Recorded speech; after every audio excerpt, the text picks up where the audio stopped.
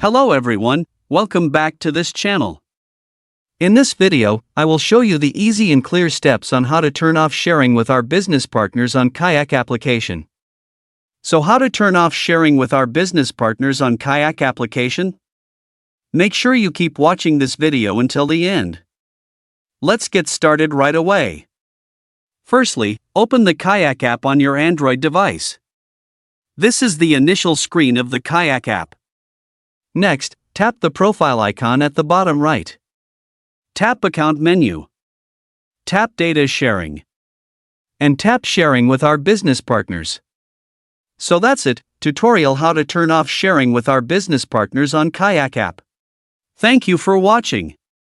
I hope this video was helpful. See you in the next video.